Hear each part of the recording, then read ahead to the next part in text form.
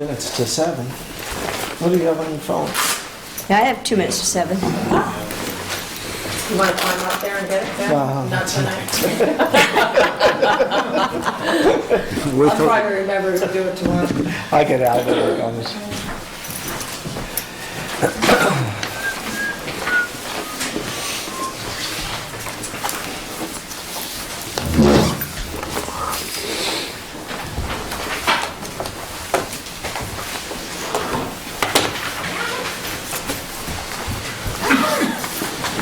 So should we have Pam go in the way of the So play? did you get hit? 300 feet? Yeah, we need mystery on feet. So can't you get them locally? Then Okay. So your eye's okay, that's what's wrong. Somebody's got to go to King. specialist I yesterday. don't know if they have that longer string Made down sure there. there was I don't know. not on the Good. surface. She saw Inside. It'll be all cleared if just the rest of it. But it doesn't look pretty, so that's why I was like, well, I may as well kind of patch on it while I'm For sure, you know. 6. Well, not only that, but your good side is what's You're sitting on the proper side of the table. Okay, 7 o'clock. I will call the Woodstock Town Board meeting of November 19th to order, and as it is our business meeting, we'll stand for the pledge. To the flag of the United States of America and to the republic for which it stands, one nation, under God, indivisible, with liberty and justice for all. Jackie, public be heard? Fanny Cruzant?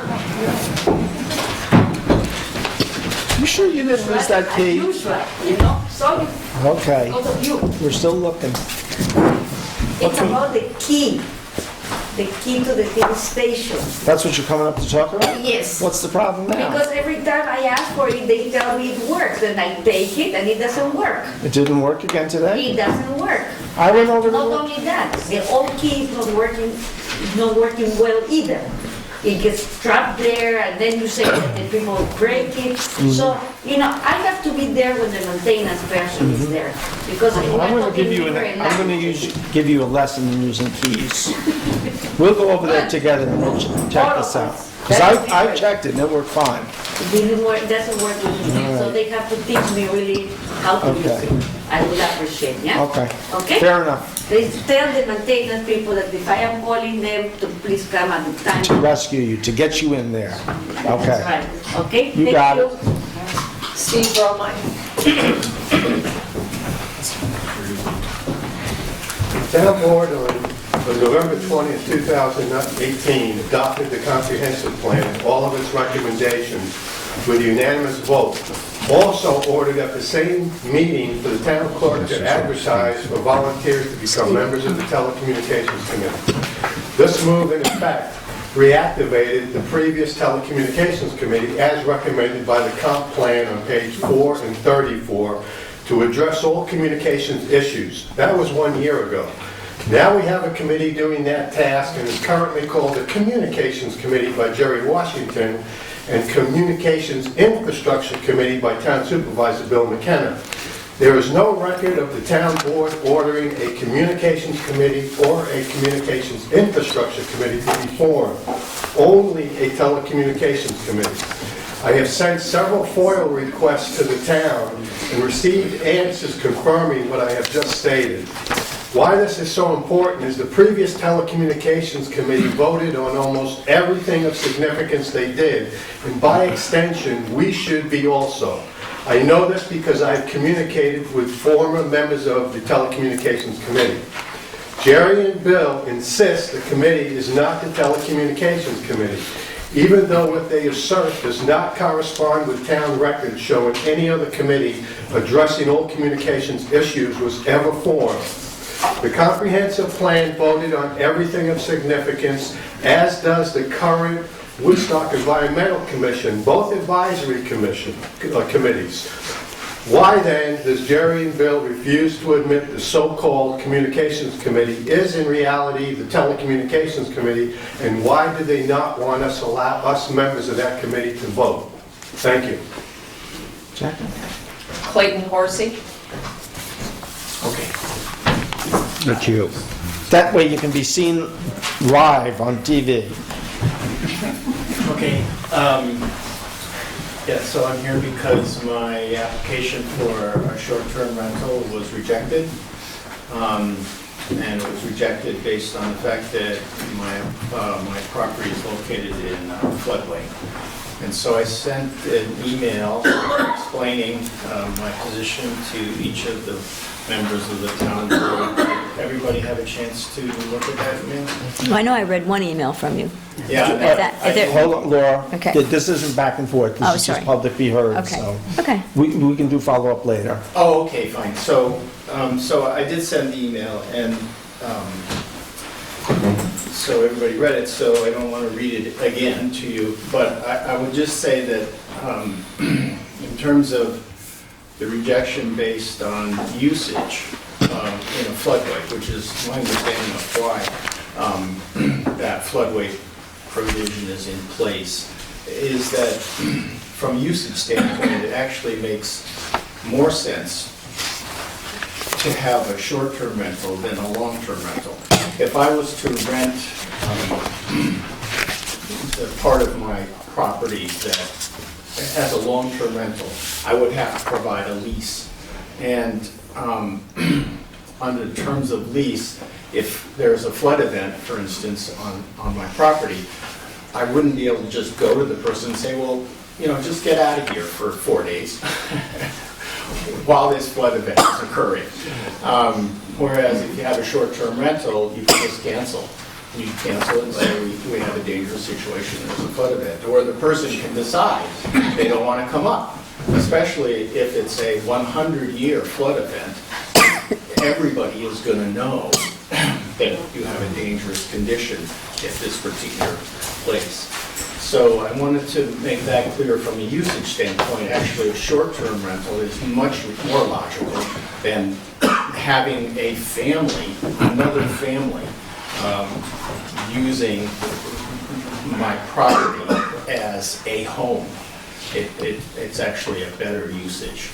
And the other thing I just wanted to say, as I said in my email, is that I have multiple levels of protection on my property in addition to, or I have a flood control wall along the stream bed. I have another flood control wall that was installed by the original owners on my property, which I have the survey for. And then I have another extension of that flood wall that the zoning board gave me permission to put in place in 2013 after Hurricane Sandy. Right, your time is up. I would ask each of the board members, you each got that document, so maybe at some point you could get back to Clayton. Does anybody have any, you want to address it right now? Well, I do have a question, and maybe Richard knows the answer, since you were very heavily... I know all the answers, come on. Yay, thank you. Hit me. So what does the STR law say about floodplains? Because you mentioned No you are short-term in... rentals in a flood zone. You are in a 100-year flood zone? Yes, sir. It is a 100-year flood zone. Yes, the FEMA, it's based on the FEMA flood insurance rate now. What occurs to me is that it's a change in the zoning law that we made, and that your regress for this would be to the zoning board of appeals. I already went to the zoning board. That was my original direction. I went to the zoning board, and Ellen told me, no, the place to come is to the town board for the law. Eldon told you? Well, wait a second. What did you ask Ellen? I said to her that I was told that the place to come is the zoning board to appeal the case, and she said, I have absolutely no leeway. I cannot give you any kind of recourse. You need to go to the town board, the people who originally wrote the law. But Ellen's not, the zoning board of appeals is a group of people that, Ellen is the zoning enforcement officer, but the zoning board of appeals is a group of people that meets, twice a month, I guess? And if you go to that group of people, when you're asking to do something that, when you don't When you have a reason to not follow the law, you go to the zoning board of appeals, which is a group of people. So if you went to Ellen, Ellen can only enforce the law, but the Well, ZBA is Ellen in has to place. make, the CEO has to make So a he can't- decision. So he can't go to the ZBA without Ellen saying it's okay? No, the only other person is the planning board. You should know this, you were on the planning I board. was. Can, in reviewing a project, they can recommend somebody to the zoning board. So somebody can't just go to the ZBA? No, it's got. Either the Ellen building- or- The CEO is the Okay. gatekeeper. So, But may I it's, just the say- only thing I could, hold on, the only thing I could suggest is that it's possible that Ellen misunderstood. The ZBA can't change the law. They can only grant variances from the law. Right, but this isn't really even, it's not a construction issue. There's But no it is, construction involved. There's- no, it's a variance from the law is what you'd be seeking. It's a zoning The issue. zoning law. Because the law says you're not allowed to do this in this location. So, what the law doesn't address, for instance, my house, if my house was new construction, I wouldn't be allowed to build my house. Correct. However, my house is already present. It's still a variance issue. You know what, Just add a couple of things. One, Clayton, is, and Ed's here, Ed might want to talk about. I didn't want to get into a lengthy Well, let me conversation. just finish. Numerous short-term rental laws that we consulted, they have it in there. It's just a matter of safety. You get the example, you give the example, somebody can cancel, or you can cancel somebody before they come up. The problem is, what if they're here and the flood happens? I mean, we've all seen the Sawkill cross the bridge down there. Your place is pretty safe. I mean, I must admit, it's been there a long time. I've never seen a flood. So But, my family has owned this but- household since Yeah, no, I know. 1957. You know, Hold on, this- one further hold question. on. No, everybody else Yeah, got to talk. no, Let you me know, talk. I'm going to say, yes, you ask your question. Did you talk to your insurance company about this? About it. How do they feel? How do they feel about it? No, I didn't speak. You might want to. Okay. So, That's all. But, so the other thing that I wanted to ask is I would like to Clayton, reopen my application. take it to the ZBA. That's what you have to Yeah, I would be in favor of that as well. Yeah, I'd be in that's where you favor have to go. of, I'll talk with Ellen tomorrow and make sure she understands. But there's two ways to do it, ZBA or a law change. And the law change is going to take 3 months if the board is willing to do it. So let the board digest your issue and then we can go from there. The zoning board. Yeah, No, the town ZBA. board. ZBA. well, the zoning board of appeals. I'm in favor of. We'll going- digest his letter and then but he should also take it to the ZBA, right? Yeah, I mean, I kind of did digest it, and I'm in favor of him going to the ZBA. Okay, there's your answer. Thank you, Clayton. Okay, even though she sent me to you. No, the zoning No, officer. it's incorrect. The zoning officer sent you to us, the ZBA did not. You have not been to the ZBA. Okay. You went to the zoning officer, who enforces the Is there law. one more name on Yes. the list there? Okay, thank you. Thank you. Thank you, Clayton. Rex Funk. Rex?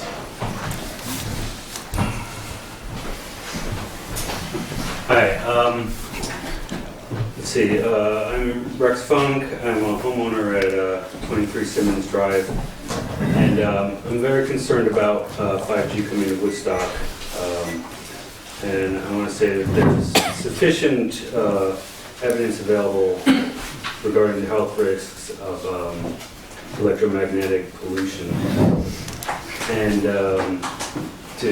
so there's to the point where it warrants the application of the precautionary principle of avoidance. So, reducing exposure and not adding more. I've been to a few of the meetings of the Communications Committee, and I was really happy, thrilled to hear that everyone on the committee is opposed to 5G. But I also heard that they're not recommending a ban on it, just trying to make it obsolete by bringing fiber, which is a good idea, but I think the ban is critical because fiber also enables 5G. So if I believe the majority of Woodstock does not want 5G, and so getting that ban in place is very important. It should not be just left to still an option to get 5G set up in the future. And there are other towns who have banned it. Eugene, Oregon is a good example, and they successfully did it. So, and I'm also curious why the communication committee is not being run democratically, and also why Steve Romine, who is a member, has been excluded from important matters. And then lastly, I know I saw on your agenda that you're going to be talking about a Verizon antenna, and I wonder if that's going to be a new, more powerful one, or is this going to be the same? It's 4G, it's not, it's the same technology. Right, that's but there. is it more powerful? Because I know that's No. part of... And it's going before the planning board. They'll be looking at all that. Okay, so is an environmental review required for that? Absolutely. Okay. It'll go through the only thing we're doing, just so the public knows, is that in order for them to get to the planning board, the board has to agree in principle to allow them to lease. So we're agreeing in principle, they're authorizing that we will sign the contract should the planning board approve it, Okay. approve the equipment. So, thanks, Ben. Okay, it's 7:15. Oh, we don't have our Muni card until 7:30, so let me do a few resolutions then. Your aquifer protection group is here for your inspiration and direction.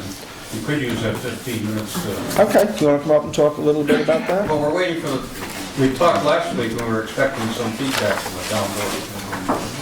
Any comments from the board? I would suggest that we take a look at that law and continue. I think that the email that I saw today from Grant indicates that the septics aren't the issue that everybody was concerned about.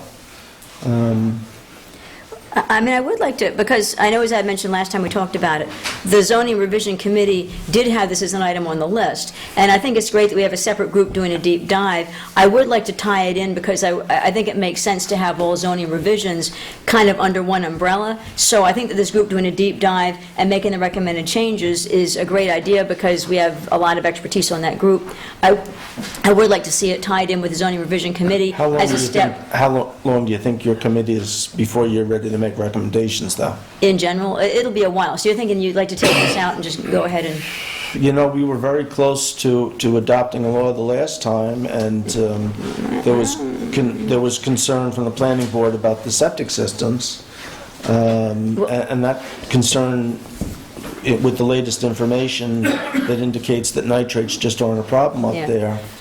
Okay, well, the planning board, as I recall from my time on that group, which was many years ago, and things have evolved since then, as Ken pointed out at a previous meeting, is there was a proposed law that was about 7 pages. The planning board looked at it and said, oh my God, they liked the part that was over the wellhead, they didn't like the part that was in the other areas, because they thought if they had to do SUPs, they'd be doing 1 million SUPs, and they don't have the manpower for it, et cetera. So I guess I'm not recalling from, maybe Ken said this last time I was here, is the current law now just the 1 page? The 1 page people kind of agreed with, but it wasn't clear So to me. basically, you're thinking just protection over the wellhead. Well, that's what I heard the planning board say they wanted. Talking to John Lavelle, that's what I heard John Lavelle. So to say it's near completion, there's a 7-page and a 1-page, and I thought it was still evolving. No, I said we were close to adopting last time with the board. I didn't say we are now. But there was some agreement back then. Yeah, it's evolving. So, I mean, I would have an interest, the zoning revision committee is going to be inviting a number of guests in, like the housing committee will come in. I'd love to have the water group come in. So I think it's just nice to be communicating all around. I think it's great. We will probably just very likely rubber stamp what the group is doing because we have a lot of experts and expertise in the group. But I would like to see it tied in so that they could perhaps be a guest at the zoning revision committee and talk to it, because I think zoning ought to be, we ought to be thinking through all the changes we're going to make. Not that we have to hold this one up, we can do changes in pieces, but I do think we have a zoning revision committee, and I think it makes sense to talk about things together. Richard, where are you at with it? Any thoughts? I'm inclined to, look, obviously the wellhead part is fine. I don't know that the law defines what protection means, however. I'm not sure what you're doing to protect it, other than saying we're protecting it. Action-wise, what would happen? That's not in the There law. would be a permitting process for different things. Different things would be prohibited in that area. Well, that's what I'd like to see. I'd like to see what that means. Okay, we have a copy of the Specifically. law. Yeah. Okay. But you'd like to contain it to the What's that, Jerry? wellhead? What's that, Jerry? You said something? Oh, okay. Focus on the wellhead. Yeah, of course. But, because one of the other things, if you recall, I know. is they talked about going up. Okay. No. Laura? Even if we want to do something further up the valley, down the road, we should get something done to protect the wellhead itself. Okay. And then if people up in Bearsville start to run amok, we'll have to rein them in. So Okay. Well, But you're in agreement? I'm in agreement with that one. So maybe what you could do is sit down, your committee, sit down with Laura's committee and chew through it a little bit and come back with Well, we have a joint member. I know you do, yeah. Yeah, so I mean, so that communications link is well established. Okay. And plus you get all of our communications. Well, do you have a final copy of what you're proposing for the law? We haven't even got a preliminary copy yet. Well, there you go, so, yes. But we have We have the work that you did. the work that, Well, we did it together, as I recall. No, your committee with Jerry and. And Ed and- Jay. correct. I mean, that. Correct. You have that work. Right, and I'm in agreement with what everybody said about the wellhead, because it seemed to be too much, the 7-page was too much, the 1 page that focused on the wellhead seemed to me about right, and the planning board seemed okay with it, so if you're working on a direction to do a write-up, I think that we have consensus, I think. so maybe On we'll that. dust off that old version, take a look at it, and then your committee can meet with Laura's and just take a quick look at it and bring We it, have a final copy that was written by Winkley which was just for the wellhead. for the wellhead. Yeah. And, you know, that's as small as you can get, just about, okay? Although I would recommend we get more of the watershed itself. Let's take the first step Yeah. and get something on the books. So there's your direction, Ken. That's what I thought you were going to say. That's why I asked you. What did Whitley say about the wellhead? What's the specific protections on it? If you, I hope you got a copy. You have a copy. We all have a copy of it. I don't think I've seen it. Well, if you could send a fresh copy of the latest of what you're proposing to the board, and then... I'll do that in the morning, I have that. Oh, you've got... He has the Yeah, copy. Okay. I thought you were all on the email, but maybe not. Well, I've been on emails for like 5 years. Okay. So I'm just not sure which one is the So one. we'll dust that off and I'll get it to the board, make sure they, Any other things that supplements what we've already given you, give me a call. okay, excellent. Okay.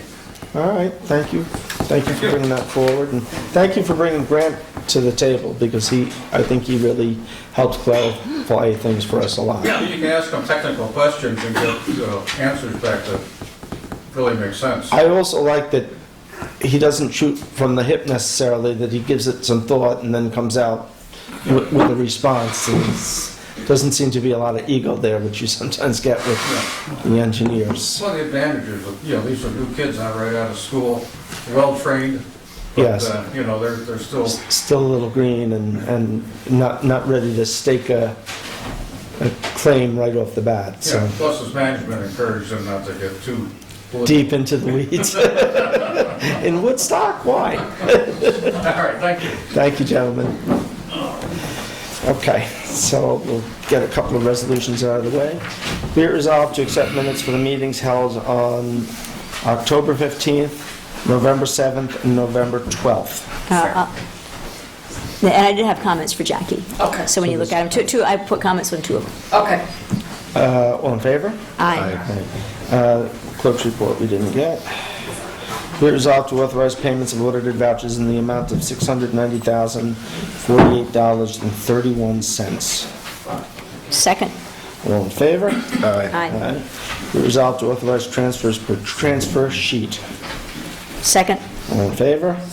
Aye. All right. Be it resolved to authorize supervisor to sign Verizon agreement for tower lease agreement to replace old antenna with new, for the purpose of Second for discussion. purpose of discussion? So yes, this is, it's not new 5G technology, it's the 4G technology. I guess the antennas were out with time and they need to replace. Our law requires that if there's any change in the model, that they need to come in and prove that they're still safe and that their range and whatnot. So all this does is it shows that the board is willing, the town is willing to enter into an agreement, and therefore they can go to the planning board and have the planning board review the whole process, including a seeker process. So in essence, we're endorsing the process, not the product? We're correct. We're agreeing that we're willing to lease space should this meet our safety concerns. Yeah, and the planning board would be the one assessing if it meets the safety concerns. Any other questions? All in favor? Aye. Be it resolved to schedule a public hearing on the proposed amendment to Chapter 209 taxation law for the town of Woodstock to adjust income levels for partial exemptions for December 10th, 2019 at 7:15 p.m. at the town offices, 45 Como Drive, Woodstock, New York, and be it further resolved to authorize the town clerk to publish in the town's official newspaper the following notice. Woodstock Town Board in a meeting held on November 19th, 2019, scheduled a public hearing for December 10th, 2019 at 7:15 p.m. Town offices, 45 Como Drive, Woodstock, New York, to hear comment on the proposed amendment to Chapter 209, taxation law of the town of Woodstock to adjust income levels for partial exemptions. Second for purpose of discussion? Yes, so the assessor and I have been talking back and forth. If you look at our the taxation law, we do offer certain exemptions. The ones we're talking about adjusting are for seniors and for those on limited income and/or disabilities. What it starts right now, it's $26,000, gets you a 50% deduction, and then it goes down in increments of 5% as your income goes up. Ours are a tad bit off from Onteora, which is the bulk of the town, and from Ulster County, so we're coming into line. You know, these haven't been amended since, I think, 2007, so it's been a while. So these are tax breaks, what you're saying. When you say exemption, Exemptions. So- if you're senior, limited income, or disability, that you may get a tax break on the Woodstock town You tax. can file for a tax. You can What's file not for- clear here, I'm sorry. Yeah, go ahead. What's not clear here, which way you're going here? Up or down? We're going to increase the income levels. You're going to increase the income. Yeah, so you can make more money. You can make a little bit Okay, more that's what I money. meant. Yeah, Thank you. And still get an exemption? Lori got what I was talking And about. and still get an exemption? correct. And you'll see in the local law, which I think I hand that Was one to- was this what you're, No, that's for the traffic law, I'm sorry. Traffic The law. other one I'll have for you tomorrow. okay. It sets the limits, it'll show you. So we went from, I believe, it was 26,000, now I think we're up to 29,000, and then it gradually comes down from there. How often should that get adjusted as cost of living changes? You know, there's no rhyme or reason. Keep in mind that, you know, as we lower this, it puts the tax burden on, Oh, I Other understand. people. I understand that. which I don't have a problem with, but it's something that we do need to consider. So it's, you know, you try and be equitable all the way around. and the public hearing December 10th is because, We're amending the law, so we're Cool. setting the public hearing to have public comment on this. sure, but taxes go out around January 1st, so is this meant to be for the 2020 tax Yes. year? Yeah. Okay, yeah, We 'cause could, we could in theory adopt it that night. okay, so given that we haven't seen it yet, it's, so you'll send it? I believe it was emailed to you. Okay, I will look, I think I heard you say you were going to send it to us. Okay. So, I'll have the draft of the law for you, but I'm pretty sure that Mark's recommendations quite a while ago. Okay, Well- maybe I didn't. Yeah, no, I Well- got it. well, You okay, did see limits sometime? Yeah, okay. okay, so I should be looking for an email from Mark. No, it would have been from me, but Okay. it would have said something like Mark and I have been discussing this. Right, okay, So, okay. all in favor of setting the public hearing? Aye. Aye. And you did skip one on our page. Which one? Fire Dennis. Dennis Lyman. Oh, I did skip that one, okay. Be it resolved to hire Dennis Lyman as a 90-day full-time temporary police officer effective December 1st, 2019 to February 28th, 2020 at a rate of $24.47. Second. All in favor? Aye. And let's do this last one here then. Actually, is it time? Okay. No, we got a couple more minutes. Be resolved to transfer up to the sum of $8,155. Is that a bribe? It's a quid pro quo. It's for the geezer committee to stay happy. Gotta keep the geezers happy. Yay. We'll talk after. They look good. We haven't been happy since '97. I've known you Get it right. I've known you that long, and that's probably true. It's late '96, I think it was. Be resolved to transfer up to the sum of $8,155 from the general fund vehicle reserve .008 to the 2019 budget line A01640.2000 to reimburse the highway department for 2004 Ford dump truck number 14 and a 2011 Chevrolet pickup truck car 30. And whereas the transfer of up to $8,155 from the general fund vehicle reserve .008 is subject to permissive referendum as it relates to Article 7 in the New York State Town Law, be it further resolved that the town clerk is directed to place the following notice in the official newspaper of the town on November 19, 2019. The Woodstock Town Board adopted a resolution authorizing the transfer of up to $8,155 from the general fund vehicle reserve number .008 for the purchase of a used dump truck and a used pickup truck. This resolution is subject to permissive referendum pursuant to the provisions of Article 7 of the New York State Town Law by order of the Woodstock Town Board. For the purpose of discussion? Second. Okay.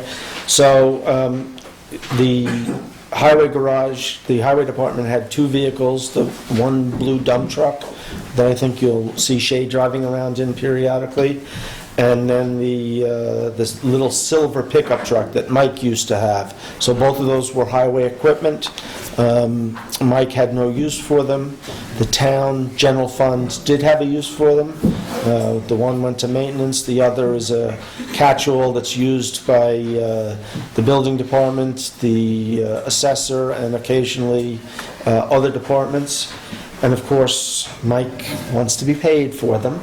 The total cost for those vehicles, the Blue Book value, was approximately $14,000, but we recently disposed of a number of used vehicles from the general fund, and so we brought that down by about $6,000, just under $6,000 that Mike kept from the auction. So we still owe him his $8,100. He drives a hard bargain. He does drive a hard bargain. Holy mackerel. I will confess, we've had that blue dump truck for quite some while, and he hasn't come looking for the money, so. But it's time to pay the piper. Yeah. I got no issue with that. Okay? All in favor? Aye. Aye. Okay.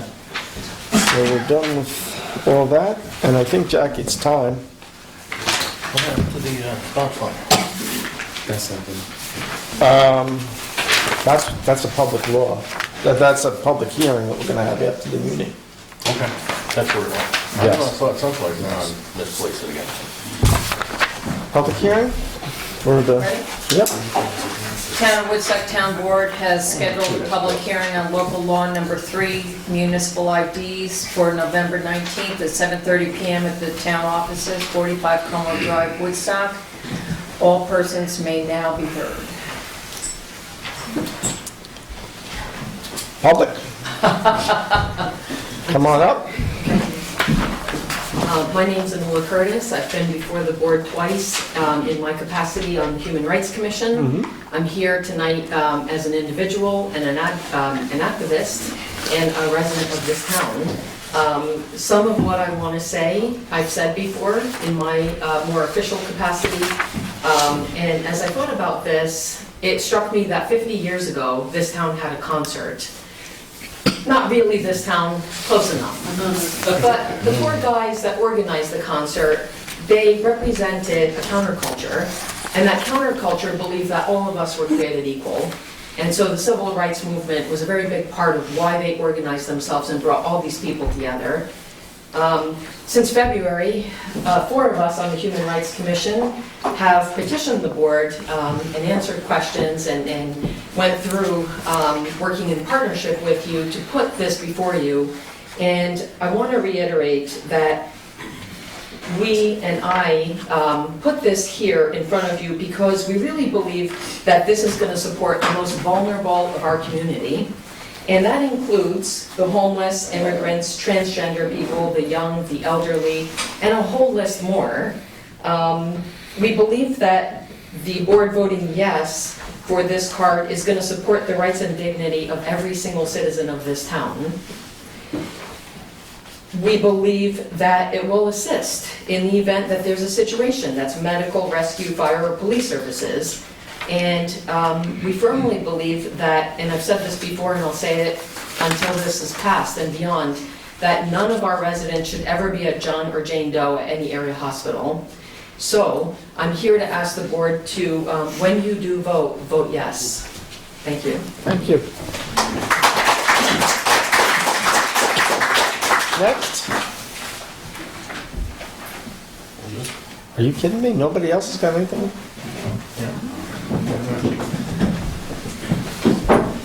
And then the lady next to Anula. What's that? And then the one next, and then you're next.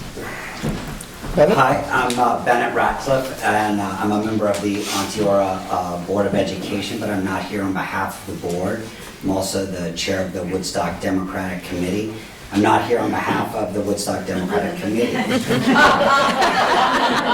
why are you here? Yes, tell us. I'm actually here representing my two children who are ages 14 and 12, and my daughter who's age 16, who is actually not even in the country right now. And all three of these children would benefit from an ID. They would benefit from a municipal ID that said they were a Woodstock resident.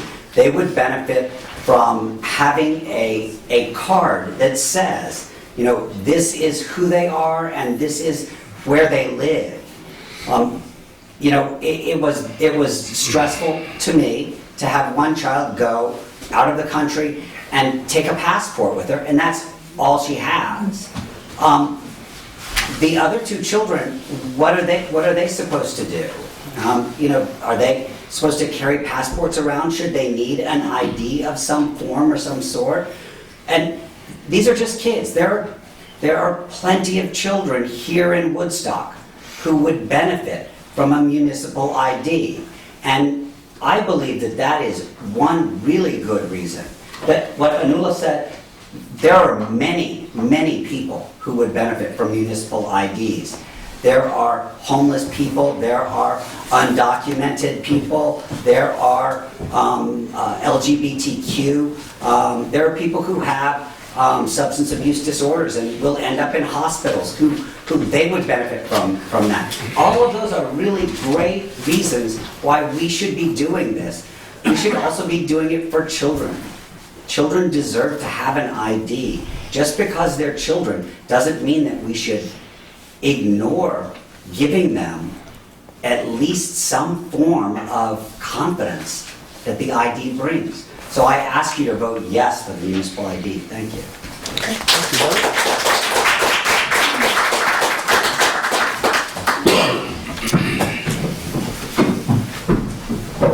I'm Susan Manuel, Woodstock resident.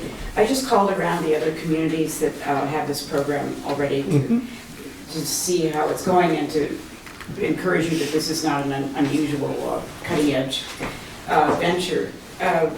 Kingston, Poughkeepsie, Middletown, Newburgh, and Beacon now have Muni IDs all within the past year. In Kingston, since June, the city's issued 507 municipal IDs, and in the beginning, I think people here went to the Multicultural Festival where they began to distribute them, and it was very emotional. People were crying and they were taking selfies. They said the city clerk said many of the applicants were Spanish speaking, but many others had been born and raised in the U.S., and there were also people from Ghana. The clerks I spoke to said that the ID holders have a greater sense of pride and participation in their community. And people have been using the ideas to pick up their kids at school. They get discounts at various businesses, and some banks do accept Muni IDs to start savings accounts. So for the first few weeks, Newburgh and Middletown, the lines were out the door. And Newburgh has issued 1,200 IDs, and Middletown 950. But just to let you know, 3 weeks into Middletown's program, the immigrants started to fear for their security and the applications slowed. So the total numbers are fewer than the town had originally anticipated. And strangely, in Beacon, only 52 cards have been issued, and most of those have been to elderly people.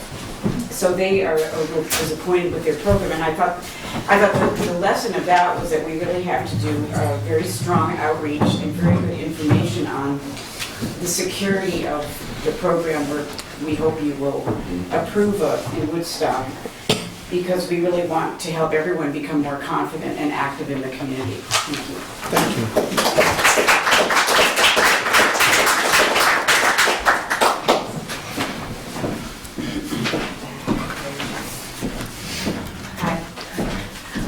About 2 years ago, my husband and I were in New York City for 6 months.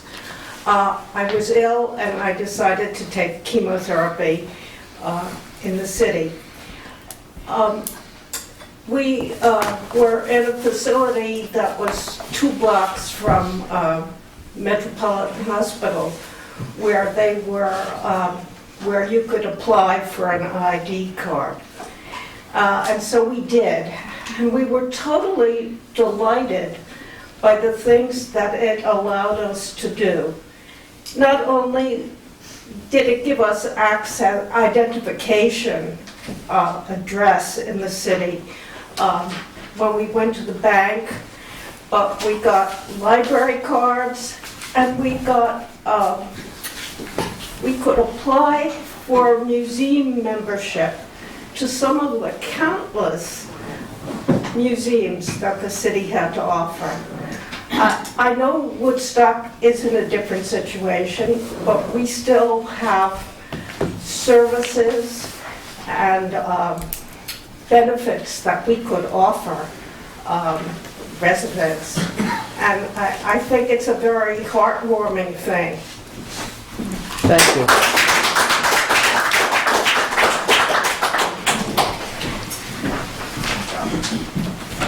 Well, I hadn't planned on speaking, but something came to mind. Tell us who you are. Oh, I'm Marcia Zwilling, and I'm a resident of Woodstock. And I agree with what everyone has said, but there's one more thing, that if there was ever an emergency and like roads had to be closed, and it was only open to residents only, it would be a way for people to prove that they were a resident and allow them to get back into the town. Good point. Thank you.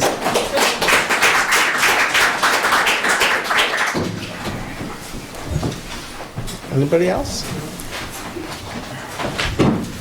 Hello, my name is Cindy Bishop, and I'm the Director of People Personnel Services for the Ontario School District. And I'm here to speak on behalf of the immigrant families that I've come to know through my support of the English as a New Language teachers, special education teachers, AIS, academic reinforcement teachers. We have a very close relationship with the families. And one thing that they don't have, many of them do not have picture IDs to allow them easy access to our school buildings and to other, I guess, other places in the community. And let me just see, I just want to make sure I touch on everything that I have here. Just so that you all know, the district currently serves about 50 English language learners, most of whom live in the Woodstock area. Even though it's a giant school district that encompasses about 300 square miles, a lot of our students are from Woodstock. And many of our immigrant parents do not currently possess any kind of government-issued photo ID. So I'm asking you to please consider providing our immigrant families the opportunity to submit relevant and accessible residency documentation in order for them to qualify for a Woodstock municipal ID. And in so doing, that you'll be giving them the peace of mind and access to village services and institutions that come along with having a recognized photo ID. Please vote yes. Auntie Aura's will honor this?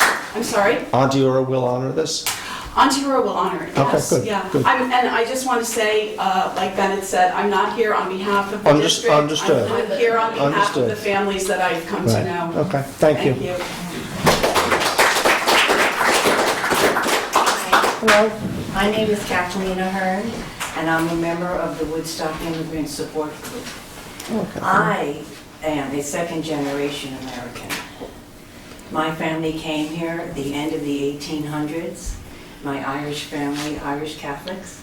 My dad was a son of 11 children, and my mom was Italian and spoke no English.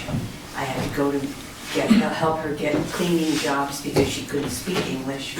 So I have a first-hand knowledge of what this is like. And remember, whatever we give to the people that are coming up in this community, it raises our community.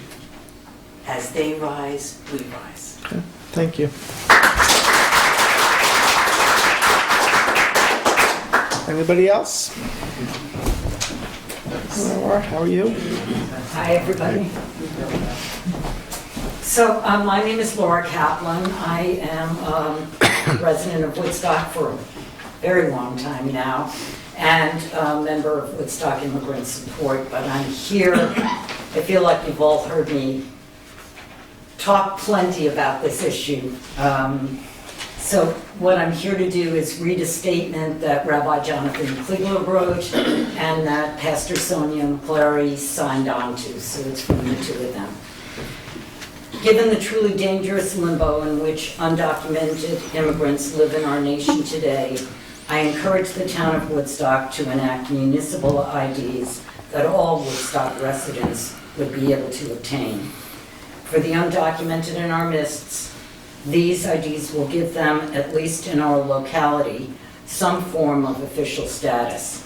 Perhaps equally as important, it will let them know that the town of Woodstock recognizes and cares about them as full members of our community, equal with any other resident of Woodstock.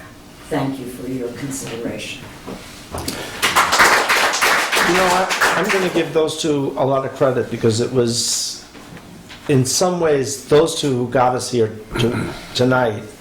They came to see me about 2.5 years ago. I remember this. Long story short, it was them, they were the inspiration for the committee that the Human Rights Commission came out of. So they deserve a lot of credit for where we are today. Right, they wanted, neither of them could attend, but they wanted their voices to be heard. I also brought with me, in case anybody wants to see it, the little trifold that Kingston put together with FAQs and information. I'd like to see that. Yeah. Yeah. Some copies of that? Sure. I actually was halfway here and turned around and went home because I realized I forgot to bring it, and I'm sure we'll want to do something similar here. Thank you.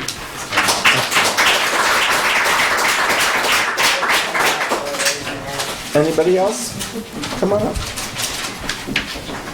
Well, I certainly agree with all we're saying about our concern about our neighbors who are undocumented, but I'm also want to speak to people like myself. I still have a driver's license, but I am getting older and I may not always. Every time I go to a doctor, I need a photo ID. Every time I go to a hospital, should I need to call 911? I need a photo ID. I would also speak for younger. I have a daughter who has epilepsy. She doesn't have a driver's license. She needs a photo ID. So that this is something that's a service not only to our neighbors and our friends who don't have documentation, but to our neighbors and friends who don't have cars, who don't have driver's licenses, who need photo IDs for banks, who need it for doctors, who need it for almost any government interaction. So I am really proud that our town is taking these steps. Thank you. Anybody else? Yeah, my name is Salvador Altamirano, and I wasn't going to speak because I have spoken about it plenty, but I'm speaking right now as an immigrant. I came to this country in '91, and it is incredibly threatening, or it was for me, to be in a country where I didn't speak the language that was spoken, feeling lost, feeling not what's going on, trying to figure everything out. And I remember seeing a newspaper, El Diario, from New York City, and just seeing that was something in Spanish gave me a little bit of belonging. Like, well, at least there is something like me. Back then there was not, the Spanish-speaking population wasn't as great as it is now. And I just want to really thank everybody that has spoken and the town for considering this, which I think will do, even if someone doesn't apply, it will let them know that we care and they're welcome. Thank you. And I think that that's a human right. Thank you. Thank you.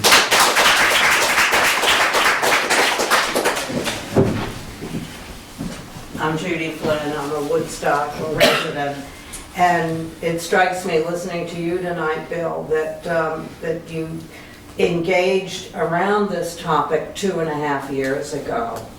And I'm saying that it was brought to you 2.5 years ago. This specific topic wasn't. It was just that from a conversation with Jonathan and Sonia about making Woodstock more welcoming. We weren't talking about the IDs for Okay. 2.5 years. Well, we have been talking about the IDs, though, for quite some time now, well over a year, maybe going up to 2 years, of trying to get this.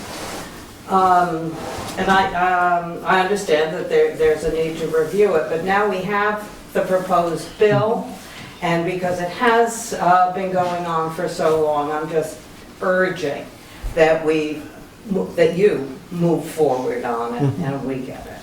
Okay. Thank you. Thank you.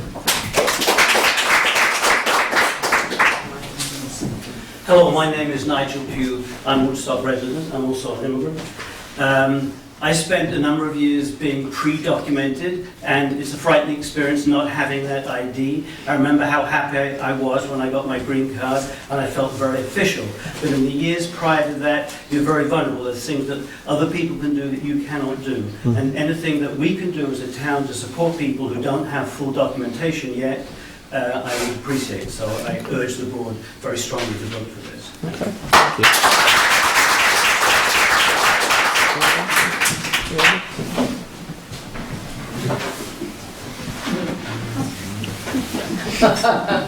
Made it. Amy Fraden. I just want to speak on behalf of my mom, who's 93, and we just took her ability to drive away from her, and she's mortified and fit to be tied.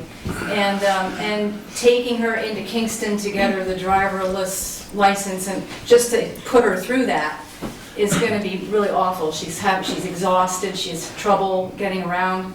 And to bring her up here to our nice little Comeau building and let her have something that's going to help her out and make her feel a part of the community, I think is just a beautiful way to honor our elderly. So. Thank you.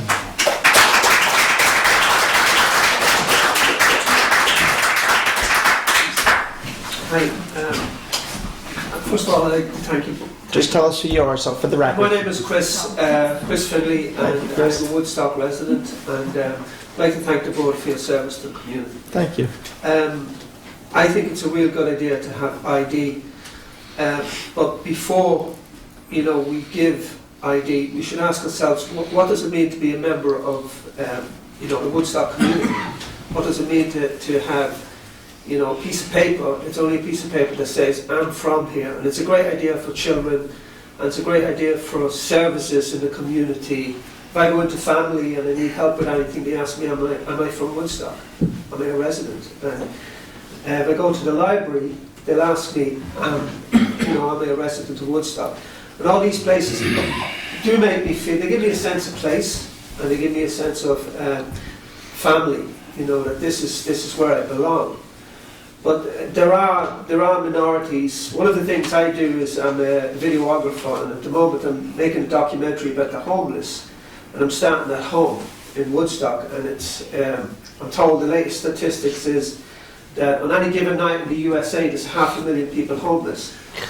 We have a lot of homeless people here in Woodstock, and I was here 25 years ago, and in one sense these are the invisible people. There's a cognitive dissonance. We see somebody homeless, and in talking to the homeless people, they've told me why they're homeless. Some people are homeless because they went bankrupt because they hadn't got anything for medical bills, and then the cycle of addiction can kick in very easily when you're when you're without a home.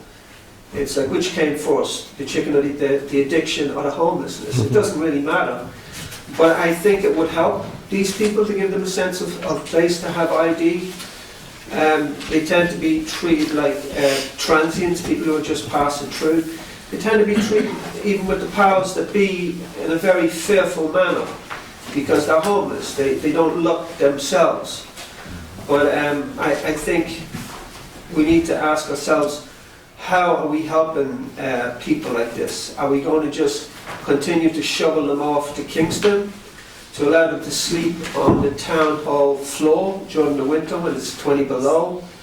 Or are we going to take responsibility for the homeless in our community and start helping them, start talking to them, start, even, I'll finish up by saying, I come from a very small town in Ireland, and I read the local newspaper regularly, and about 6 months ago there was one person homeless in the street, and he made the front page of the newspaper because they wanted to know, why was this person homeless, and they found out that he suffered from mental illness, and one of them was paranoia, and he just didn't want to be in a homeless shelter, So I would like to, by talking tonight, I'd like to, maybe bring it to people's consciousness that we do have homeless people, and homelessness is not always a choice, and that's all. Thank you. Thank you, Chris. Anyone else want to speak to the muni IDs? Going once, going twice? Gone. Okay, so there are a couple of tweaks that we have to make, and what I would ask Anula to do, I am going to schedule a vote on December 10th for this, to implement this. There were concerns from the attorney about the language requirements, and there were a couple of concerns about records retention. I would like you and the committee to sit down with the town clerk's office and hammer these little, work on getting a little better wording. Okay. I need to have a law, the proposed law, to the town board 7 days prior. So if you can get it to me by the 3rd of December, 2nd December, I can get it to them and we can have a vote on the 12th. Okay. Well, excuse me, the 10th. And that's what I'd really like to do. Could you clarify the attorney's concern about language requirements? Well, there's a requirement in here about providing for language services, and that's a little open-ended. Spanish or some of the more commonly spoken languages are not a problem, but there could be dialects of Tibetan or other languages. But I think there'd probably be an associate that would come with them. We would hope, but that's what we want to put in here so that we're not on the hook. He's saying you could be on the hook to fly an interpreter in from anywhere. And we just want to cover that. Okay. I don't think anybody would object to that. So Yeah. that's the big one. So the clerk's ready to meet later this week if you want. We're ready when we get this all together and we can get a date that we all feel comfortable to start this, let's do it. Yeah, and I had one question. Yep. I thought we did have a question of, will this come out of the 2019 budget or the 2020? Because there was a machine to be purchased. And did we finalize, can we start this year? Well, I'm hoping that we'll do some fundraising, but yeah, we'll get it paid for one way or the other. Okay, well, that's what I didn't know. If somebody had to do to fundraise, and I just want to make sure that was clear. And if we're taking it from the budget, I thought we should be clear about where it's coming from for the machine. I'm not overly concerned about the cost of it. We'll have that covered one way or the other. $1,500, right? Yeah. Reggie? What? Let's get cracking. What? Let's get cracking. Yeah. I just called him cranky. Isn't that on his hat? That's on his hat, right? Right, creaky. Richard? I just want it noted that there is no opposition here tonight. This was a public hearing. Nobody came out to oppose it. I'm sure we'll find them online as anonymous people, because this is Woodstock and things happen. Actually, they're not usually Woodstock people who are negative, people from out of town. That wannabe Woodstock people. Wannabes. Wannabes. So I greatly thank you all for showing up and... And thank you to the committee. I'll finish sometime. Okay. Sorry. Yeah, go ahead. And I didn't want to say, I know I asked the money question, but I'm certainly all in favor of this. So Yeah. as soon as we can get it going, I'm definitely in favor. We've all expressed our willingness. So, thank you, folks. With that, I'll recess the public hearing to December 10th at 7:15 PM. Thank you.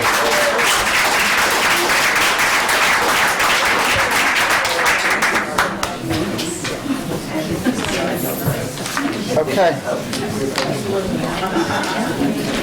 Got one more public hearing, folks. You couldn't resist. Oh, yeah, I was one of those too. That was a long public hearing.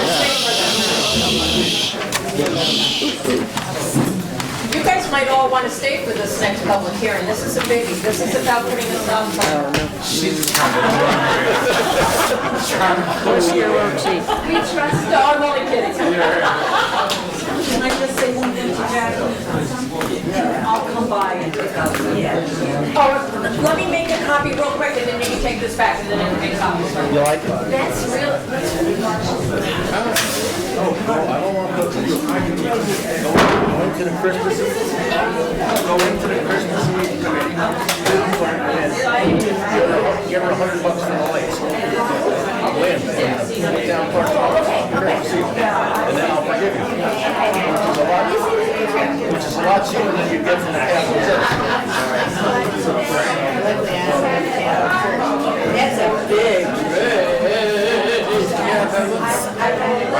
It probably won't be quite that big when it gets to the grid. Actually, if we chip it up, it'd be easier to drive this. Hey, folks, I'm just going to ask you to take it outside because we have one more public hearing on stop signs. Does the Democratic Committee want to weigh in on the stop signs? No, thank you very much. Thank you, Benny.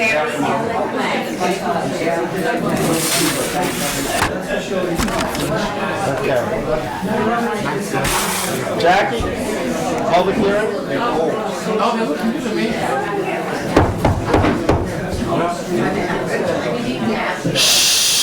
Quiet down or go on outside, please. Town of Woodstock Town Board voted to schedule a public hearing to amend local law number 2 of 2005, a local law on town roads to add stop signs at the intersection of Row Road and Row Court and the intersection of Tinker Street and Tinker Street 2 for a public hearing on November 19th, 7:45 PM. Everyone can now be heard. Anyone in the public want to talk about stop signs? Anybody know how to spell it? Linda, Terry. Which ones? The ones at the four corners? So here's what we're doing. We're amending Chapter 233 of the Vehicle and Traffic Law of the Town of Woodstock. We're amending Section 6, which lists all stop signs in the town, and we're amending it by adding 2. The one stop sign will be on Row Road as you Rao Road and Rao Court, at that intersection, as you approach Xena Road, and that stop sign is actually already there. I goofed several years ago. I do make mistakes once in a while. And we just put that stop sign up with a simple resolution. Turns out we have a local law for it, so we're amending that to catch that. But also, this came to my attention because the highway superintendent asked for another stop sign down on Tinker Street 2 and the Tinker Street intersection. Who knows where that is? Okay, a few people. A lot of hands didn't go. So Tinker Street 2, if you go in by the Village Green, you go in on Old Forge, and Old Forge goes straight in down to the parking lot there. And if you bear left and go across the front of the church, that's known as Tinker Street 2. And so... It's the sequel. Yes. Why not put up a sign saying Tinker Street 2? No, because that is not the No, name of the because they road. want to know, it's like the same question, how many stop signs or stoplights do we have in Woodstock? Every once in a while, you like to throw it out there. But we like to have a little mystery in town. Is that where the police usually park? Yes. Yes. Oh, okay. So, and you know, a lot of us had to think for a couple of minutes. There's no stop sign there. There hasn't been one as long as I can remember. And There's never been one. never been one. So, you know, it puts the town in a little bit of a liability where there's an intersection and no stop sign. Somebody runs through it and they're going to make the claim, well, I didn't know I had to stop. Can I ask you a simple question? Yeah. It just came to me. What other kind could you ask? I feel the love. Does the town own that road? Yes. You sure? Yeah, I believe so. You believe so? Not the church? Not the church? I don't think so. Yeah, okay. I think You it's... thought it was a simple question. huh? Well, You phrased it that way. He's a historian. Because I know that we frequently have a public hearing to close it on occasion when they, Tinker Street Maybe 2. you shouldn't have had the public hearing. maybe we shouldn't have. Let's pretend we are. You know, the town has maintained it for a long, long Because time. originally, the church was on the green, basically. And the Yes. church owns the green, right? And then when Part they of it. moved the church back, that road was created because it would be all muddy and everything to get out on Tinker Street, so they cut it, the carriages and everything would cut in there. And that's how that road got created. The town has maintained it, so I think we have it by right. Good for you. Yes. Well, it's an interesting question. Or at least had the right way across it. So you know what? You're the town historian. Get back to me with a report. Well, I know, I can't find it because it's not called Tinker Street 2. Yeah. It's called nothing. Does anybody have anything to say about placing a stop sign there? Well, I think there's too many signs. I mean, it's sort of that issue. But I just have a little thought. First of all, does it have to be like a stop sign that's up high? Can it be like those ones that are, It's got to can be. it say yield, or does it have to, it has to be a huge stop sign? It's got to be a stop But sign. it's only going to be facing. The state's like, actually going to put you it only up. see it from if you're in front of it, so you won't really, I know. The It'll be state, sideways driving down Yeah. 212. You know, Lori, I agree with you. I mean, look at the pedestrian crosswalk signs and that we're required to put up now. And actually, we're not even in compliance. And we have so many police that never stop the people that run through those pedestrian stop signs when pedestrians are crossing. You know, it's a little hard to get a ticket because you have to say that they did it on purpose, you know. I know. The pedestrian is supposed to make eye contact and there's supposed to be acknowledgement and I agree, there are too many signs. But Speaking of that, it's- I thought they were gonna take the banners down off the poles after the film festival. Do you want it down or do we want to put more up? But banners. Oh, yeah, let's make the whole town look is it 100th anniversary banners? If you go through town, which shows you how obvious they are, right? If you do go through town and you look, every couple of, I guess, is it light posts? There is a banner, it looks like it's not that wide, but it's kind of long, and it's like celebrating, celebrating music, celebrating the arts, celebrating... They're hanging off the telephone poles. Yeah, there's a bunch All of them. right, You let's try keep my eyes to up. Let's reel this back into the public hearing. Well, he Oh, there you started go. it. When is the stop sign going If he jumped off the bridge, would you follow him? Yes. Yeah. We did. When is the stop sign going to be put up on Tinker Street too? That I don't know. It's the state DOT does it. they're responsible for it. So why would the state do it if it's on our road, if we own Tinker Because Street? it's Adjoining. intersecting there, so they're responsible for Can the we crossing. ask, because there's also a yield, I believe, there's 2 signs there now on one pole. Okay? A yield sign? And no parking sign, I believe. Or it says no parking. Could they police use one cars. sign? Can you use one pole? I'll ask them to try and limit. I don't know if they can or not, depending on the angle, but I'll find out. Actually, the angle, I mean, it's a round pole, so they should be, they could use it. There's a yield sign, I think that would be coming down, right? It would be replaced by a stop sign? That would be my guess, yes. Linda's got a question or a comment. Am I allowed to mention something about a sign that's sort of contradictory to what? oh, thank you, go ahead, yes. So on Maple. No. Oh, that's not the one I'm talking about. Oh, go Yeah, ahead. so I even sent you a picture a long time ago, and the road wasn't done, so you said, oh, they're gonna handle it. So there's a, Oh, we still that's have- my place, I park there all the time. It says do not park, but yet there's a parking spot, Painted. painted There's a out, painted parking has a spot. space right on the corner there. Yes, there's a number of them that we're looking at, that we're Right. working with the state So if to somebody get, parks there. but the police aren't gonna give them a ticket. Okay. 'Cause I love that spot, nobody knows I pull right in there, I don't mind. No. Your own spot, right Well, next everybody door. knows now, Linda, because I it's on TV. know. Yeah, but it's not yours anymore. We can hardly get the cops to write tickets when you are in violation. Well, that should, I think That's parking for the schizophrenic only. Oh, nice. Somebody's, I guess I can't park there. Yeah, so if the state would put the stop sign up, it doesn't really matter who owns the road then. If the state thinks the stop sign belongs there, they would put it up. So do we really care whether it's private or It's- whether it's our? No. No. we don't care. I'm just curious, because What's that? Mike wants the stop sign. Mike asked for the stop sign, because it's coming off a town road. But it's the state that has to put it up because Right, it's but- going on. But Richard raised a good point, is I was just curious. if the church owns the church property and the church owns No, the green, wouldn't they? we maintain the road. I understand we maintain it. It's but- our road, it's our property. So do we have Trust to? me, if somebody Yeah. blows We that don't have to ask the stop church? sign, No. the town will be sued. That's right. We pave it, we plow it, There's we no stop maintain sign it. there. It's our You're road. gonna go after the big money. It's our responsibility. It's our We responsibility. may not own it, but it's our responsibility, okay. Well, we own the road, we may not own the ground underneath it. Yeah, yeah. So I have it. You know, actually, technically, there's, if you go through town and look, there are a number of places where property lines go to the middle of the road. Right, right. So we don't own the ground underneath. We have a right of way over it. Right. It's still our road. Gotcha, okay. We're not gonna go into airspace next, are we? I hope not. Yeah, let's adjourn before that happens. It goes to the planning board. All right. I have a related question, but not precisely, but it has to do with the state and Is it- 212 in that area. Okay, let's wrap this up then. Sure, okay. Anybody have any more questions about stop signs? So I'll offer a resolution.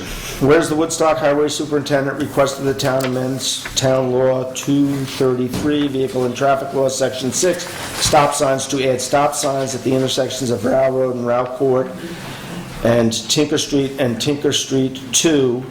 And whereas the town board held a public hearing on November 19, 2019 at 7:45 PM at the town offices 45 Como Drive, Woodstock.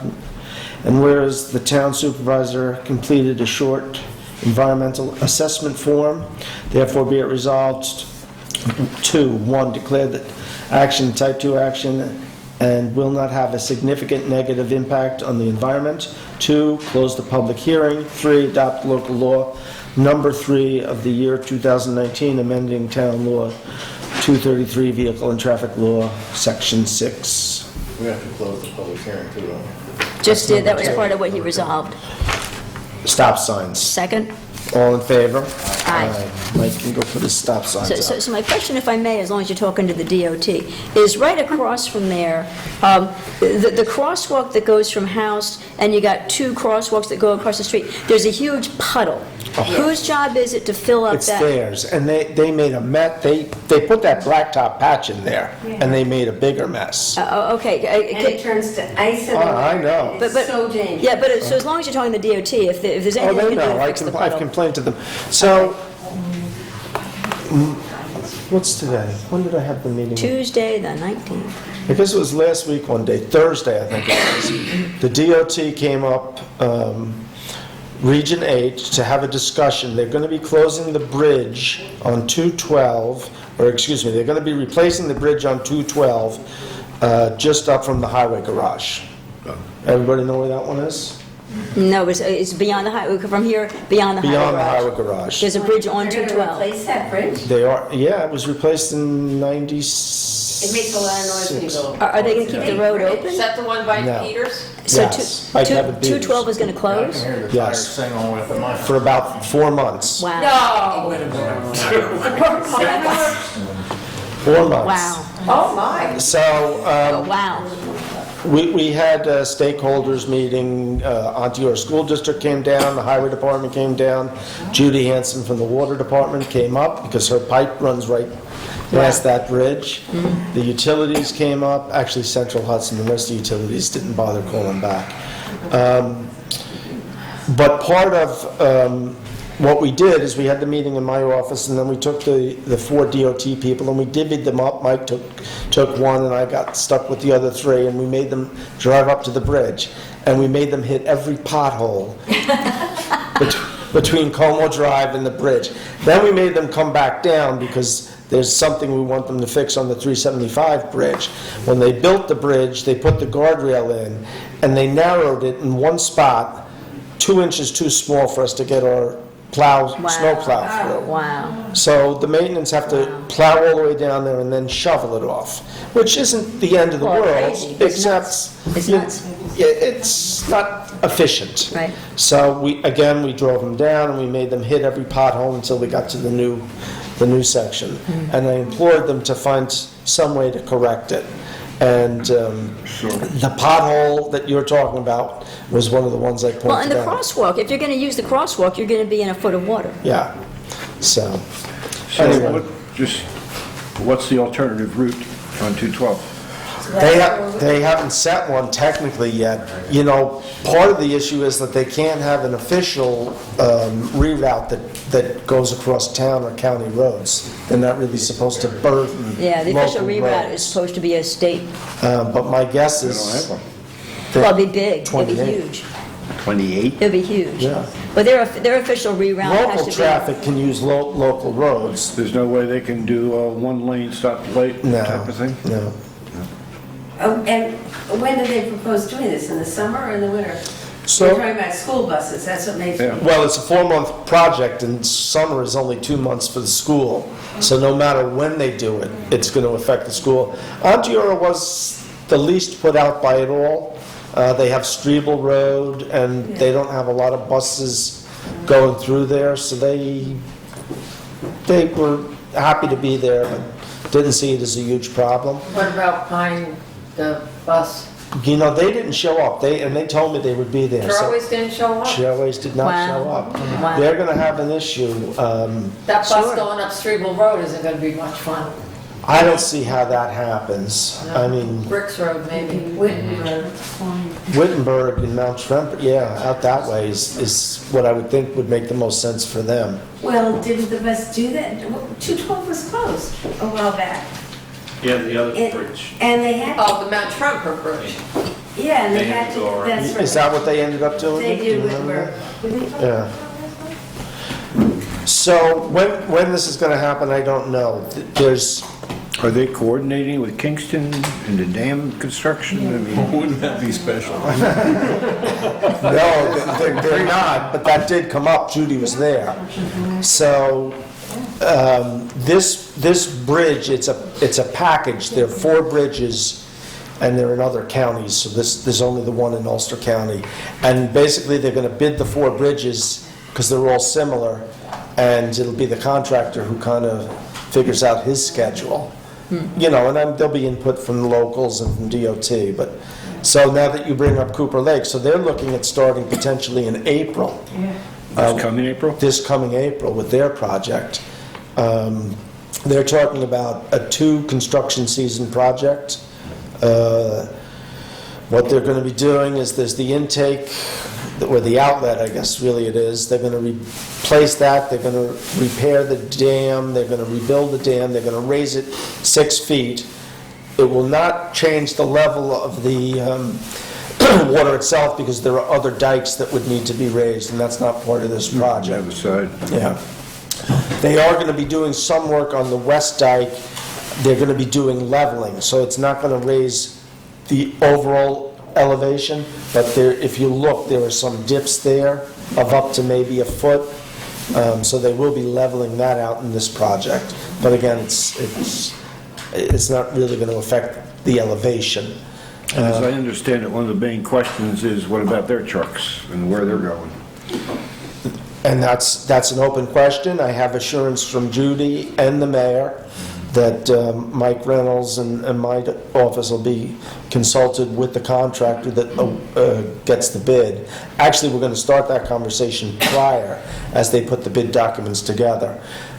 But there's multiple issues here that are out of our control. So there's the bridge that we just talked about for Kevin Peters, at Kevin Peters' house, and there's also a bridge up on 28 in Mount Tremper that's going to be closed at some point. Yeah. During their, yeah.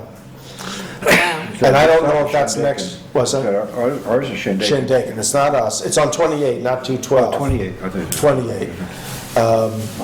When, I don't have word on when that's going to happen.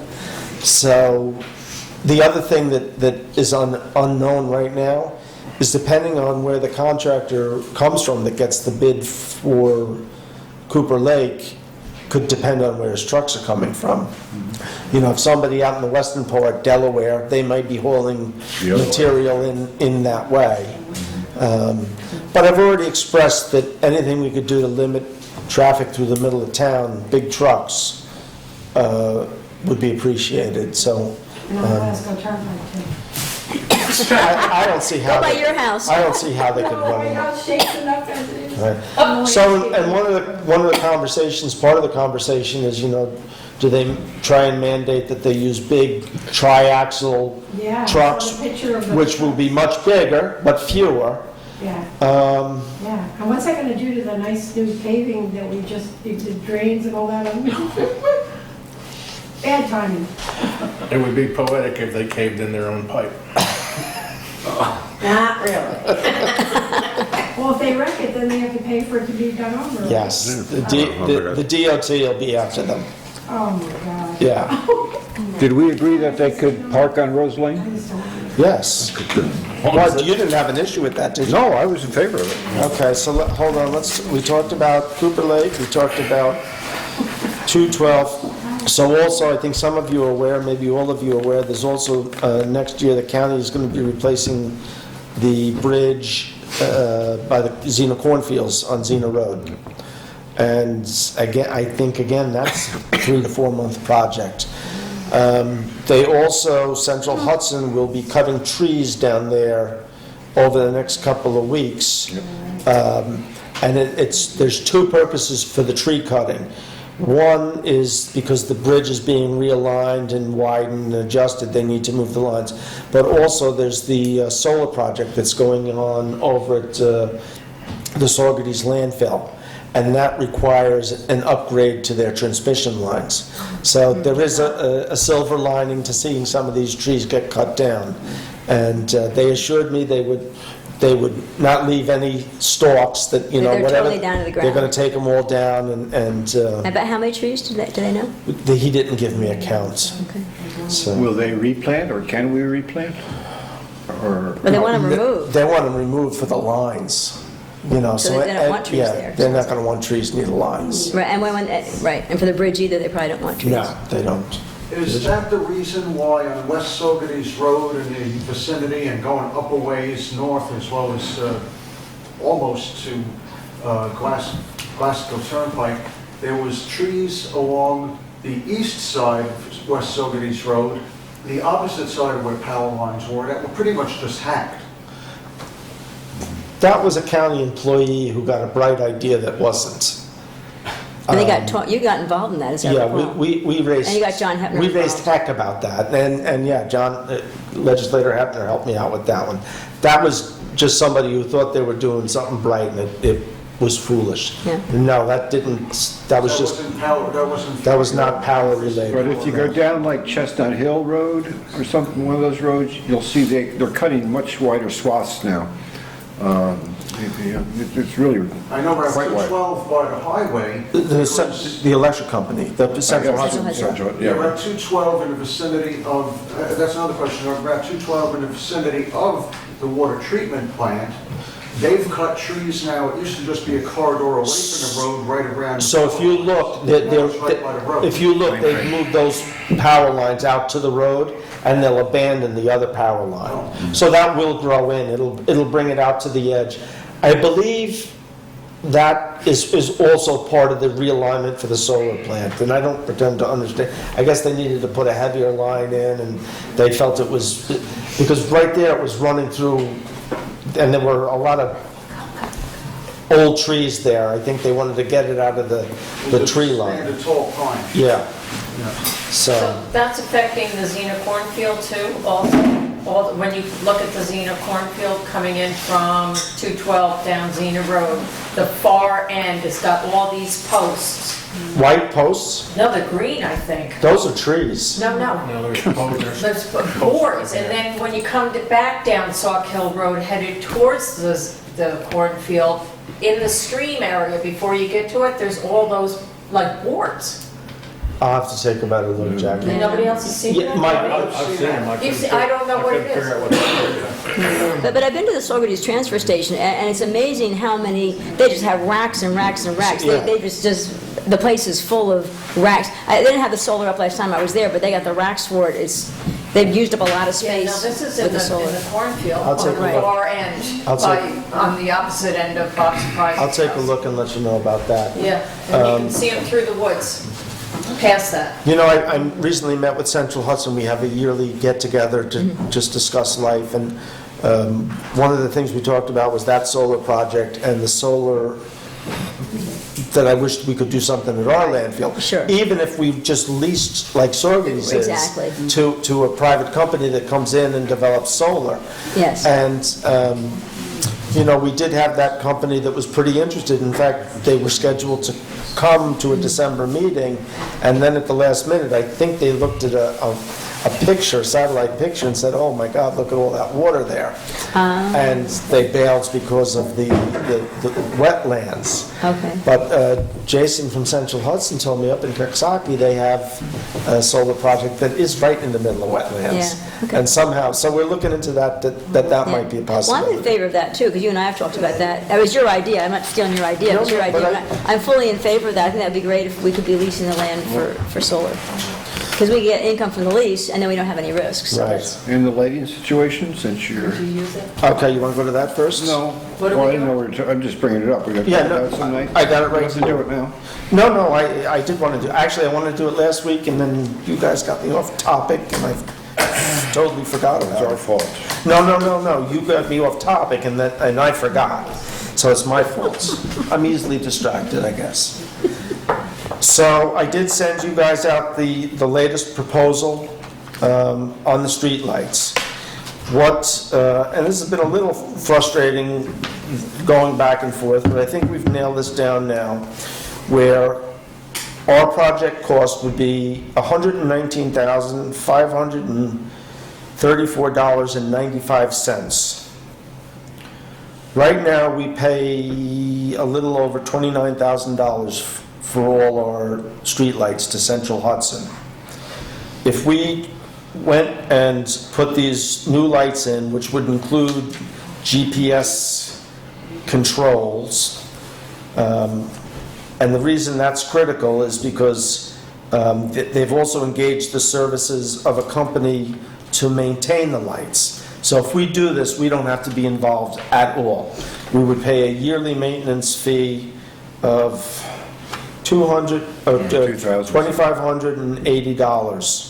Okay, so our savings from the $29,000, we would save back $46. We would spend that 25 and change, giving us a savings of just over 22. That savings in 6.11 years would pay back the loan, the cost. So we would not have to finance anything. We would not save anything. We would be spending the same $29,000 for the next 6 years. It would just be going to different people. Central Hudson would be getting around $4,500 for the electric. The maintenance company would be getting $2,500 and change for the maintenance, and NIPA would be getting the rest to pay off our loan. And of course, they do, so the total payback in those 6 years is $137,000. That's based on a 4% interest rate, which they haven't hit in years. So it's likely that it would be a little less than that, and the payback would be a little quicker. What lighting districts are these? All three. So Bearsville? Bearsville, the Village? The Village, and what's the other name of the other one? It'll come to me in a minute. The Garden. The Garden. So, after 6 years, our expenses would be down to around $7,000. So we'd be saving close to $23,000 a year in the budget in 6 years. The other thing that we could do, although we've somewhat committed with, we do have a healthy fund balance, but I've talked to most of you, I believe, about wanting to use some of that for this project to reduce the funding. We have a bridge that we probably need to help Mike with a little bit. But it's possible that we would be able to take and use fund balance to pay for this outright. That's something we don't need to discuss tonight, and I would take a look and, come up with a better thought and a better recommendation on that. But I guess tonight what I'd like to know is, we have somewhat committed to this, but do we want to, I think we all got a little frustrated waiting so long. Well, now David Gross, he's in favor of this too, I think, the WEC chair and commission, right? So this is the same project that they've, would like as well. David, if you talk to David, I asked David to reach out to each one of you, and just so you're not. Well, I go to his meetings, so I've heard about it there. But, yeah, okay. I think it's a good idea. Okay. Yeah, and the question I had for you and for David, I just want to make sure there's no hidden cost here. We're not going to pop up for $50,000 out of out of the blue somewhere. I have gone rounds and rounds, and so if you want to put a resolution together for next week, I'd vote for it. Are we bidding? We're committed. Technically, we're committed to it. Are we bidding this out? We're committed. We voted on this a while ago. But are we bidding this out, or are we putting this? I believe we voted it. Well, the numbers got readjusted. Yeah. So. Are we bidding this out, or is We this, signed the do contract we already, so we already have They the suppliers? bid it out. They? NIPA. Okay. So, the question becomes, do we want to pull the contract? To pull the contract? Yes. You have the ability to do that? Right. Okay.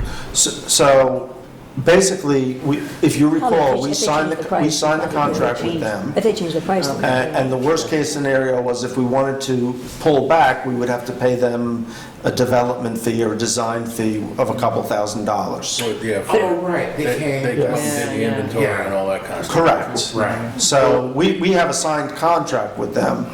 We don't technically need a resolution for anything. But the only adjustment that I... They are. The only adjustment I can see in this is what the cost of electricity does. And that is, but that'll go up proportional with Central Hudson's. Correct. So Yes. if everything else is under contract, then it seems okay to me. The money to Central Hudson isn't under contract. So technically, yes, listen, they could raise their rates, we could be paying $9,000 next year. We'll still get a savings. But then we'd be paying $31,000 under the old system. So. Yeah, we're gonna pay for it one way or another. We're gonna pay for it one way or another. The other thing is that it's conceivable that we then might be able to get the lighting under our, the renewables, where we're buying from the hydro dams, which guarantees 10% savings from Central Hudson's costs. Linda? Oh, I just wanted to know if they were LED lights that you're putting in? Yes. Oh, Yeah. well, you'd save money with that. Yeah, that's why we're gonna be saving so much energy. Right. The other These are the programmables, right? This is the programmable? So these are programmable, and with the GPS, we'll be able to dim them. One of the benefits to dimming them is that there's a strong belief, although it's not a guarantee, that there would be some credit coming down the pike in a year or two, where if you had dimmable, you'd save even more money from Central Hudson.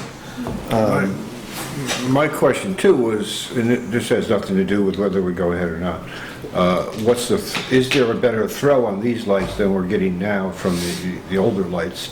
In other words, there's dark spots on Mill Hill. You come up there on a rainy night, somebody's walking across the street by Sylvia's there, or. So I just wondered if we got a better throw on the light spans. I don't want to say yes or no. I think about that it's better. I'll ask David. It'd be nice if there's. But well, you're talking about dimming. I want a brighter downtown. Well, they would dim like after midnight or after 2 o'clock. So you would have it brighter, and then you would go dimmer. But that's when the drunks walk home. So, we'll get them flashlights. We made those little helmets with the lights on. The other thing is that this outfit, as we get closer to it, will come and walk through with us and look at all the lights. And at that point, we can turn around and say, oh, we don't really need this light. We should add another light there. Now, anything we add drives this cost up. Oh, I realize that. But we know that it's a fixed cost. We know that each light is going to cost us, whatever it is here. I got the math. It's on the next sheet here. But, I think as we're doing this, we should maybe take a look at what we got, what we don't got. Well, I thought I'd let you, the oldest member of the board, you can drive. You've got to go out in the dark and give us a list. The impeachment hearings will start next week.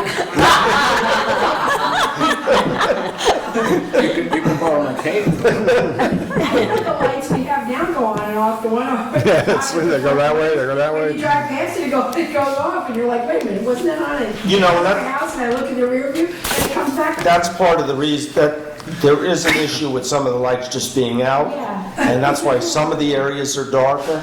And, it's just, we thought this was coming sooner than it was. Yeah, there's one up towards Bearsville that turns off whenever it sees me coming, and then it turns back on later. Scared? I got a good one there, but I just can't. Okay. No, I'm not. A good response? No, a good response. Oh, you can share it. No. To him or- To him. No. You can share it. Okay. One last bit of business. On December 2nd, no, wait a second, that's not what it is. Or a speak few by December 2nd. On December 5th, Central Hudson's doing Electrical Vehicle Summit. And I wondered if anybody would be interested in going down. I'm also going to see if David Gross wants to go down. David and John Laval have been talking to me about getting an electric vehicle, and I've kind of put it off for a year or two just because we didn't have a need. And now it turns out that we sort of kind of do have a need. We have the black car, the third vehicle that's shared by the assessor and the building department. Seems that it's got some mechanical issues, and the mechanics up at Highway don't feel that it's worth repairing. So presently we have the four-wheel drive Ford Explorer, we have the silver Chevrolet pickup truck, which is four-wheel drive, and I think it would be worth, the other third car is a two-wheel drive. I think it would be at this point worth going out and getting an electrical vehicle. I've talked to those two main departments that use it, and they seem to be able to share as is now, and on days when somebody's going up a muddy driveway, they take the four-wheel drive, and other days they take the car. So I'm... A hybrid or full electric? That's why I'd like somebody to go to this summit, and I'm not a savvy... Yeah, what day of the week is that? It's the 5th the is... 5th. Do you know what? Thursday. Thursday? It's a Thursday. Will we So- put a charging station up here? Well, We have some charging stations in town. Yeah. yeah, but that wouldn't be practical. But now some Oh, of in the them, corner. you know, to talk to John Lavelle, some of them you can just plug into a regular outlet. And actually, depending on how quickly you needed to charge it, that might be all you need. Where you could come in at 4:30, 5 o'clock when Plug it in. plug it in and it charges overnight and then you're good to go. The state does offer grants. I've got some information on that. They offer a $2,500 grant and a $5,000 grant, and then there's a couple $1,000s more. The all-electric cars get the bigger grants. The two-wheel drive vehicles, the Nissan Leaf, I think. And gets Chevy the- Volt or Bolt, Chevy. Well, why don't we just ask David or Ken if they want to Well, go? I would think. Well, I was you- going to ask one of them, but I thought it'd be good. But wouldn't it make sense to have somebody who's going to use it, like either Mark or Ellen or Butch? I wouldn't make somebody, because you say it's going to be shared between the assessor and the building department. Wouldn't it make sense to have, No, they don't need to go down. but they would be the ones using the car? We need to find out which one is going to make the most sense. We already know that they can get by with a car. You still don't think the people who are going to use it would have any interest in No. checking it out? Okay. Yeah, I'm not available that day. Okay. I wish I were, but I'm not available that day. Okay, all right, well, if somebody changes their mind, I have that, and I And where will. is it going to be? It is down at Lake Katrine, Oh, 9W. The Central Hudson office down there. okay. Let me just check, so Muni. Got that, got the local law. What? Can anybody go? Is it like open to, regular folks that want to learn about electric vehicles? I'll find out Yeah. and let you know. They all test drives? Yeah, you could go down to represent the town of Woodstock. Yeah, we could deputize. You know, on Earth Day last year, and probably this year again, there were 2 electric vehicles that you could have tested. You missed them. Well, there's going to be Earth Day coming up again in 2020, and they may well have electric vehicles again for Earth Day.